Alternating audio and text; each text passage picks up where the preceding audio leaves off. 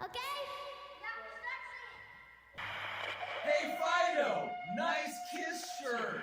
And we're Strutter, and we chew them up and we spit them out. Hi-ho, everybody. We got Polly. Hey, man, what up? We got Fido. We got... Hey, man. We got episode 65 of Hey, man. Nice Kiss Kiss shirt. What are you sporting? I am sporting a Woody. A little bit of... Wasn't it you who name-checked Dangerous Toys earlier? In addition to the Woody I am sporting this really kind of bizarro graphic tee. I think it's probably from 2003, maybe. I don't even know if this is, if I can use Eric's sort of makeup as a clue, or if this thing was photoshopped at all. But it, as you can tell, they're pushing really hard 74, 75 vibes with Eric and Tommy. Yeah. Gene's got the Punisher base. Paul's got the Washburn. The Washburn. It's That's crazy. It's a trip, man. Much like last week, it's another episode or another T-shirt courtesy of Kenny fucking Begley and the Kiss Live Auctions peeps. You've got one of your Alive Worldwide. I believe that's is that the Cleveland? I believe so. Kiss Destroyers Cleveland. Good night, Springton. There will be no encore. There will be no encore. Feels like we were the only people that didn't do sort of a tribute to Dynasty on its birthday. Did I say Destroyer? Look, it's rock and roll. As you can see, got the box set lid up there, and I don't know, just figured we'd take a little peek at the 45th. For anybody who doesn't have it, you get the nice chopper gatefold. I love the chopper photos. The one where Peter is like got the handlebars turned out, and he's like, "Oh my goodness," that's one of my favorite of all time. This is actually the soft cover version of this hardcover book. There's all kinds of goodies in this record, man. Mm-hmm. Yep. Sleeve is awesome. My heavens. To Heavens Murgatroyd. to Murgatroyd, even. That's crazy. The original sleeve, that's the one. That's the one that got me hooked on that $5 a year. There you go. That was the one. Kiss Army. Yeah, you know, I think we might have looked at the hardcover when I first got this, but I've never compared the album version to the hardcover. No. This was an album that they spent to Kiss. It was a ludicrous amount of time in the studio recording this record, as opposed to... Yeah, especially coming off a Dress to Kill. Yep. Well, that was put together with scotch tape and duct tape and paper clips and pigeon spit. Then they got Bob Ezra, and then... Yeah. That's nice. One of Ken Kelly's roughs for the rendering. original rendering of the cover. They were so wow. Yeah. Groovy. Of course, the Repro. I don't need to bust out the Repro 76 kit, because soon enough we're going to be busting out the real 76 kit. Again, like most of my stuff, not the one that I actually got in 76, but the one it took me years to kind of go back and piece through and put together. So, do you have any recollections of Destroyer that we've never really talked about? Just the ones that I was telling you about, that I, had the misprint label that nobody can find. Yeah. It was destroyed, actually. Destroyer was destroyed. Destroyer was destroyed, but I had Parliament Funkadelic Mothership Connection on the label of my record when I pulled it out of the sleeve. And then listening to Detroit Rock City, the first song, and not knowing what the hell. And thinking I had the wrong record and was just about ready to go back and take it back. And then I heard, and I was like, oh, right record, probably. I found nothing about this. Most of the various Casablanca misprints and beyond are, they're documented. But if I had it, I'd have something. yeah, you definitely would have something. But the one resource that I haven't checked, I got a copy around here somewhere, but it's the Tom Shannon Kiss My Wax. One of those volumes, hopefully, is going to tell me something about P-Funk and Kiss getting it mixed up. Wax Night. I'm still kind of... I don't know if we should. I don't know if we should... Peruse, scratch the surface on this and see, kick off. I seem to recall one of the first topics was like a top 10. I think it was top 10 Kiss records. So maybe we hold off yet again another week till we write on down this. Get that written down. Now, as we tape this, I had originally planned to attend the grand opening of the Rockin' Brews here in Michigan, down in Royal Oak. And as most of you probably know by now, it's not the opening that Gene will attend. Gene will be there in a couple weeks on April 9th. Mm-hmm. And I'm pretty sure me and Powie are going to be front and center for that. Yeah, they did a soft opening last night. So I could say something there about doing a soft opening, but right. I'll skip it. We'll just go to church in the morning, pretend we never heard nothing about it. There was I got a good laugh when I saw Critical Kiss do a breakdown on The Elder. And I think it was right around the 53-minute mark. There's a little nod. Rick Howard.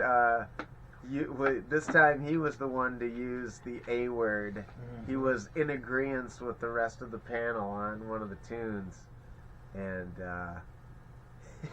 shout out to Tommy, aka Fred Durst, for almost remembering. He seemed a little confused as to the nature of the inside joke, but Powie corrected him on a previous episode several months ago. Was it maybe a year now? He broke out "Rollin' Rollin'" by the Undertaker for the Undertaker's theme music too. So wrestling guy. Yeah. Fred Durst said something at some award show or something a long time ago and said, "I think we're in agreement," and that's where I got it. That's where you got it? That's where I thought it was the ball cap this That's whole where time. I got it. Fred Durst had said something. It was either an award show or some interview, and he said, "I think we're in agreement," and I made fun of him for saying agreement, and some other people did too. In true Critical Kiss fashion, I'm honestly kind of shocked that I'm in agreement hasn't made it to a T-shirt yet. Where's Drago? Where's Drago? You know what that means? It's time for another rousing installment of Kiss! Kiss! Kiss your face off!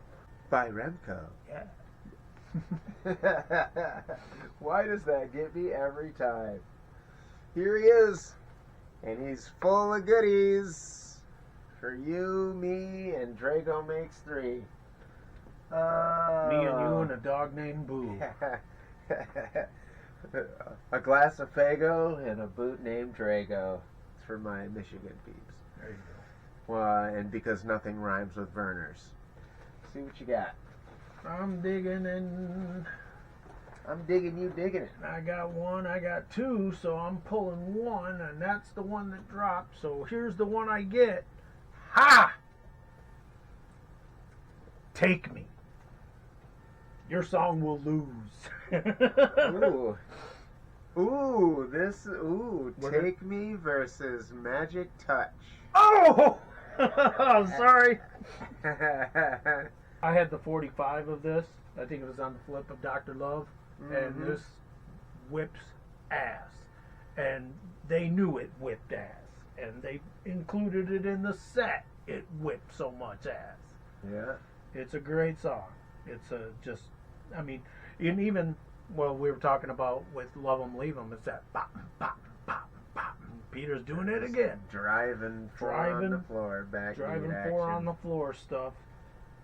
It's a great, it just kicks ass. And speaking of Pete, you got the backups. You got although the live versions are definitely not as, the studio doesn't have the same power that the studio version does. They're But, definitely charming. I mean, hey, I'm taking freaking Take Me Over. You're taking Take Me to the Bank. I'm taking Take Me to the Bank. That's the one. I don't care. I know Magic Touch is cool, but it does remind me a little bit of that Zappa tune that I was telling you about. It was Magic Touch reminds you of a Zappa tune? There's that Zappa tune where it goes dun dun dun dun dun dun. It's God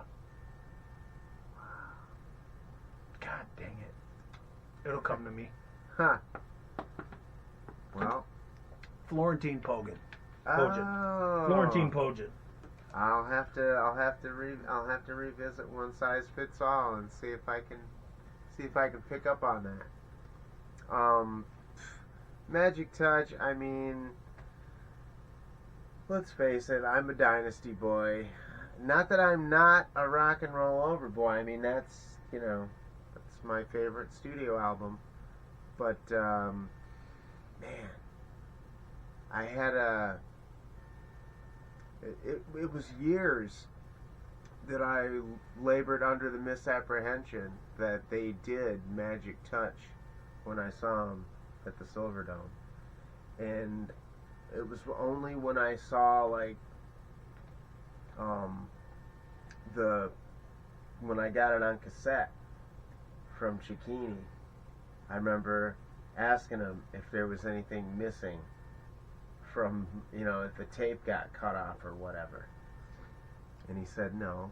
And I just thought, I had this kind of nagging feeling like why do I have, and then of course, later, it's on Set List FM or whatever, and it obviously wasn't on the set. Some things you remember, some things you don't. One of the unforgettable moments is, of course, opening with King of the Nighttime World and having my mind blown like that. Right. But I think what had happened was that coming out of the venue, somebody in the parking lot was blasting the album, and it just and I just Magic Touch just kind of stuck in my head, and kind of got commingled with the memories of the show. And gosh, I even just another one of the weird little things about it that makes me love it. I shouldn't have done that. Oh, I shouldn't have done that. Oh. I shouldn't have done that. I'll pull it again. Although I'll give you, Magic Touch is one of the heavier tracks on Dynasty, in my opinion, and one of the better, heavier. And when I made my first dub of it, so I could have it on tape, portable. Once that became a thing, when you had integrated hi-fi, and you could actually make cassette dubs without holding a ghetto box or a tape recorder up to your speaker. And for some reason, when Magic Touch starts, the way I had the recording level set or what have you, it just hits really hard. It comes out of bam, and that first note's like extra loud and extra powerful, and the solo is searing, so damn good. The breakdown, The falsetto, yes. There's so much power in that song, but there's more power in Take Me. 11 times out of 10, I'm taking Take Me, and it's always wondered why it wasn't included on Live 2 and stuff, because it was an ass kicker. Does anybody really have a problem with that? You know, I mean, it's just kind of got the jacked up tempo. Should you reach in and pull out "Take Me" again, or should we do another one? We'll do one more All because I don't know how far we've gone. I'm pulling something else.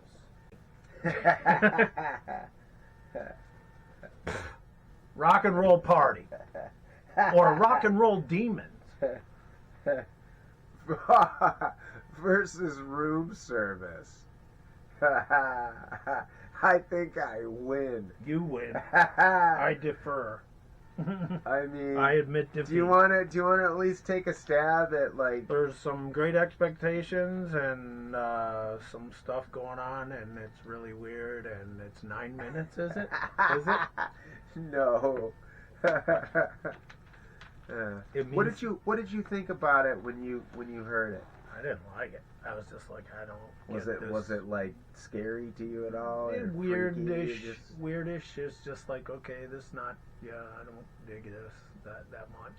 Yeah, it's just all swirly sounds and stuff going through the headphones. That was just like sticking through. It is a good headphone listen. But yeah, didn't like it. It was just like, well.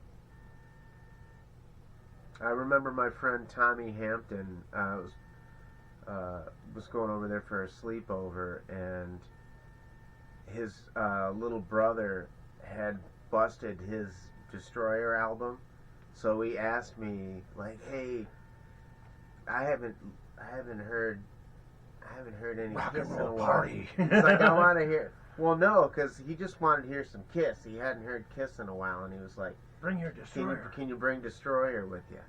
And I did, and evidently his copy didn't have Rock and Roll Party on it, so when we listened to mine, I blew Tommy Hampton's mind, because that last track, like, he went to go. He's still recovering. He went to go flip the record over. It was like, it's like startled by this weird thing coming out of his speakers. But yeah, I always think of Tommy Hampton when I hear Rock and Roll Party, because that poor kid got deprived. But no, on to Room Service, man. I mean, the riff from the come Nas. on, man. Yeah, I'm not. I have no argument. That's a great album opener. The way it charges out of the speakers is fantastic. The way I've said many times what a fan of guitarmony I am. Anytime there's intertwining lead lines, there's a few. That's definitely cool. Yeah. There's a few. Him and Ace don't do a whole lot of twin lead. But there's more than one instance of that on Dress to Kill. Exactly. And Dress to Kill was an album that that was really formative for me. I would say that the two most popular Kiss albums for me to play along to as a young drummer were Dress to Kill and Alive. And yeah, I mean, it's powerful. It's a gut punch. Plus, I mean, the lyrics are pretty easy to understand for a little kid. Like, even though we don't mix it up on the road in hotel rooms with floozies, I mean, it's pretty unambiguous. Okay, so you gotta love a good wham bam, thank you ma'am jam, wham bam, thank you jam. But yeah, whereas I'm sort of reluctant to give it to you for Take Me, I'm obviously gonna own Room Service. So you always get the good ones. Mostly. You know, there was talk on, I don't know, maybe it was on that last Three Sides episode or the episode before, they were talking about what would you want for a record store day. You know, because it seems kind of underwhelming that the Kiss's first record store day release is going to be the sampler, promo cuts for all formats from Destroyer. It's just kind of a little bit, it's almost just like a colored vinyl reissue along those lines. And actually, some of those I would rather have a cool foil edition, you know, of Dynasty or of the Elder. Both of those look really cool. But yeah, like I think that the Lost Alive 2 would be a great record store day release. Got anything to tell the people on the way out, Powie? Nope. Not a damn thing. Not a damn thing. I want to remind you to put your two lips together and kiss that subscribe button. Hit the like button, too, if you like it. If you like it. Scream until you like it. Scream until you like it. We will scream until you like it. Remember the words of the barbarian, won't you? Play hard. Play fair. Nobody hurt. Hey, man, nice Kiss shirt. It's the Remco. Yeah.